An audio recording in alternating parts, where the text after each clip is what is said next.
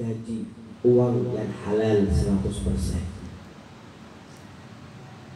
Dari situ kita bisa lihat orang yang bekerja uangnya halal atau tidak.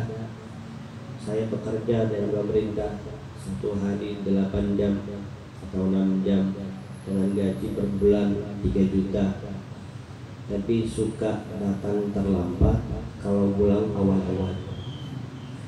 Berarti kan akad kontraknya itu 8 jam, kamu telat setengah jam, 2 menit aja, sebenarnya tercampurlah hartamu yang tidak halal. Itu untuk membenarkan sabda Nabi sallallahu alaihi wasallam, kalau datang full keluar full mana bisa. Maka Nabi Muhammad sallallahu alaihi wasallam keluarkanlah seperti ini biar kita ini orang kalau dari nafkah yang benar-benar halal. Karena apa? Akan pengaruh kepada pendidikan anak kita. Generasi kita, kalau kita ingin generasi yang hebat, generasi yang berkah, generasi yang saleh-salihah, itu dilihat dari segi makan yang dia masuki dalam mulutnya halal atau tidak. Sampai-sampai kata para aulia atau para ulama, kasih anakmu makan halal dan buanglah dia di mana saja, pasti bermanfaat. Dan makanan halal akan membawa dia untuk kebaikan, tidak mungkin melaksanakan keburukan. Kenapa? Karena yang masuk di tubuhnya bahkan besar, gedenya tubuh badan dia dengan hal yang halal. Maka Nabi Muhammad SAW bersabda, di akhir zaman akan sulit terdapat dirham min halal. Uang yang kita dapat dia sedikit tapi halal daripada banyak, tapi tidak. Caranya gimana? Kita ini sekarang lagi kerja di kantor, benar-benar diperhatikan waktu masuknya dan keluarnya. Saya dikontrakkan oleh Pak Haji 2 jam, 4 jam, 6 jam untuk kerja. Berarti jangan sampai ada di antara jam tersebut itu untuk pribadi sama sekali. Kalau sambil mau makan halal, kan bawa pulang ke anak. Sampai dulu kata orang di Arab sana, istri-istri dulu kalau suaminya mau keluar dari rumah dibilangin, mas, kita ini bisa tahan lapar tapi tidak bisa tahan siksa jahanam. Maka tolong carikan nafkah yang halal. Enggak dapat pulang kita bisa tahan lapar, tapi jangan sampai membawa pulang harta yang syubhah, apalagi yang haram. Jadi hadirin yang dirahmati oleh Allah Subhanahu wa taala, anak kita nanti mudah jadi saleh, udah hafal Quran, udah jadi alim, itu kalau yang masuk dalam perutnya halal. Hadirin yang dirahmati oleh Allah Subhanahu wa taala, salah satu di antara sahabat Nabi Muhammad sallallahu alaihi wasallam itu sampai mempunyai gelar mustajabud doa. Kalau beliau doa langsung kontak, diterima oleh Allah, langsung di ACC. Kalau kita sekarang minta permintaan sama fulan kan majukan permohonan, minggu depan lagi, belum tentu di ACC.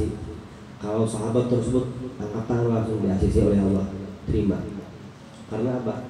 Karena satu, Nabi Muhammad pernah pesan kepada beliau, ya Sa'ad, aqim mat'amak tustajab da'watak. Mat'amak yang kamu makan, yang kamu pakai, yang kamu minum itu harus jadi tayyib. Tayyib itu halal. Nescaya doamu akan diterima kontak oleh Allah Subhanahu wa taala. Sehingga terkenal sahabat Sa'ad di antara sahabat Nabi Muhammad sallallahu alaihi wasallam, apabila angkat tangan langsung dah. Kenapa? Karena beliau pegang teguh. Sahabat yang lain makan halal, tapi beliau benar-benar memperhatikan masalah halal sehingga mempunyai spesial, yaitu mustajabud doa. Dan sabda Nabi Muhammad SAW di hadis yang lain, ada orang musafir perjalanan jauh capek, yang mana kita tahu bahwa orang musafir tapi itu doanya mustajab. Akan tetapi musafir tersebut capek begitu payah, angkat tangan meminta mohon kepada Allah, tidak diterima doanya. Kenapa? Karena makan, minum, pakaian dia dari perkara yang tidak halal, sehingga Allah Subhanahu wa taala tidak menerima apapun dari dia. Imam Ghazali radhiyallahu taala anhu arwah dalam kitabnya bilang, andaikan kita ini pakai baju nih, beli baju 10.000, 9.000 itu halal, 1000 aja yang tidak halal, 9 halal, 1000 yang tidak halal. Kata Imam Ghazali, sholat kita 40 hari 40 pekan. Ada yang bilang 40 hari, ada yang bilang 40 tahun tidak diterima. Ada yang bilang selama kita pakai baju.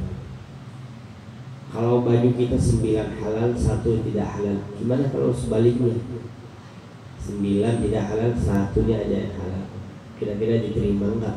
Masya Allah, tabarakallah. Dan yang saya lihat di dunia kita ini tidak ada orang yang lepas dari syubhat, tapi kita berusaha untuk menjauhinya. Karena memang sudah akhir zaman. Mulai kita bangun tidur sampai sekarang, semuanya beli mobil kredit, motor kredit, apa aja kredit. Ya masuklah, kata Nabi Muhammad, kalau tidak dapat riba, dapat waknya asap. Akan tetapi beda kalau kita makan asap itu atau makan riba dengan senang senyum, atau kita makan merasa terpaksa karena tidak ada jalan lain. Keduanya nggak sama di sisi Allah. Yang satu kan senang, berarti dia terima ridha dengan keadaannya. Yang satu tidak, karena terpaksa tidak ada jalan. Tapi insya Allah tidak sampai ke situ. Laisa akilur riba wa huwa yadhak kaman akalahu wa huwa ala madhab. Jadi merasa dia benar, nggak ada jalan lain. Saya kerja di mana aja udah nggak ada yang halal.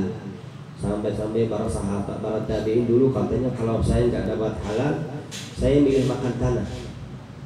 Karena saya belum yakin dirham yang ada itu halal atau tidak. Hadirin yang dirahmati oleh Allah Subhanahu wa taala, lanjut sabda Nabi, dirham yang halal akan sulit di akhir zaman. Yang kedua, akhun saleh, saudara karena Allah yang bisa bantu kita untuk menjalankan tugas.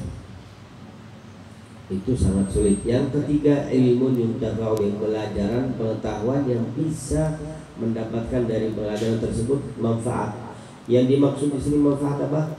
Yang mendekatkan diri kita kepada Allah, menjauh kita dari larangan-larangan Allah Subhanahu wa taala. Kita lihat pengetahuan zaman sekarang lebih tinggi daripada dulu, sampai bisa bikin pesawat, bisa terbang, bisa ke bumi, bisa nyelam, bisa ke langit, bisa sampai ke mana? Ke bulan. Pengetahuan tinggi, maju. Tapi bisakah mendekatkan diri mereka pada Allah? Tidak. Itu yang dimaksud dalam hadis, di akhir zaman sulit dapat ilmu yang mendekatkan diri kita pada Allah Subhanahu wa taala, dan itu terwujud dalam 3 tempat. Majelis-majelis ilmu sama orang-orang saleh dan salihah. Yang kedua, dalam takwa Allah Subhanahu wa taala, semakin bertakwa semakin dapat ilmu laduni. Yang ketiga, qiyamul lail, kalau kita bangun tahajud, mudah-mudahan Allah Subhanahu wa taala bisa memberi kita pengetahuan yang sesuai dengan agama sehingga kita bisa jalankan tugas, sehingga sampai datang ya Allah biha ya Allah biha ya Allah bi husnil khatimah. Terakhir, sabda Nabi Muhammad SAW, kita ini kepingin banget menjadi syuhada. Karena syuhada itu derajatnya itu di bawah para nabi. Nabi baru syuhada yang mati di jalan Allah Subhanahu wa taala. Akan tetapi sekarang udah nggak ada perang lagi. Kepingin mati syahid tapi nggak bisa mati syahid. Tapi Rasulullah SAW sudah tahu kalau di umatnya nanti di akhir zaman ada sebagian umat yang kepingin seperti itu, dikasih jalur khusus. Yaitu apa? At-tajirus saduqul amin ma'asyuhada yaumil qiyamah. Orang berdagang yang dia amanah dan dia benar-benar jujur. Kata orang Banjar, jujur ya, jujur dia, gak tahu rasa tipu, gak tahu bohong sama sekali. Apa adanya dia terus terang, saya punya barang begini, jujur benar. Itu besok di hari kiamat kelak akan dikumpulkan bersama orang-orang yang mati syahid. Bisa dibayangkan, saya di kantor, saya di toko, cuman modalnya 3 aja. Apa? Jujur sama amanah. 2 malah, bukan 3, 2. Jujur amanah, itu aja. Jujur amanah, jujur amanah, jujur amanah. Besok di hari kiamat saya sama Hamzah bin Abdul Muttalib, saya bersama Khalid bin Abdul Walid, saya bersama fulan, saya bersama fulan. Mereka yang benar-benar korban nyawa di jalan Allah, akhirnya dipedang, disobek. Itu karena Allah. Pahala mereka, pahala saya tidak kalah sama pahala mereka. Sisi saya di sisi Allah, jalan saya besok di hari kiamat tidak kalah dengan mereka. dengan dua syarat, jujur dan amanah. Sehingga Nabi Muhammad SAW sejak beliau masih bujangan, sejak beliau masih waktu beliau masih muda, belum dilantik jadi nabi, beliau kelar as-sadiqul amin, orang yang jujur dan orang yang amanah. Amanah itu kata Nabi Muhammad SAW di akhir zaman itu adalah satu sifat yang pertama diangkat dari bumi, sifat amanah. Karena orang udah merata-rata tidak mau pakai amanah, tidak amanah sama dirinya sendiri, nggak amanah sama mata, nggak amanah sama telinga, nggak amanah sama istri, nggak amanah sama suami, nggak amanah sama anak, nggak amanah tetangga, sama bosnya, sama pekerja, sama sebelah kanan kirinya. Pokoknya suka tidak amanah sama sekali. Tapi kita kepingin menjadi bersama syuhada, jagalah sifat utama ini, amanah dan jujur. Mudah-mudahan dengan beberapa kata ini kita bisa amalkan untuk jadi modal kita di dunia ini yang penuh dengan fitnah. Wallahu subhanahu wa ta'ala alam. Kurang lebihnya mohon maaf. Wabillahi hidayah taufiq. Wassalamualaikum warahmatullahi wabarakatuh.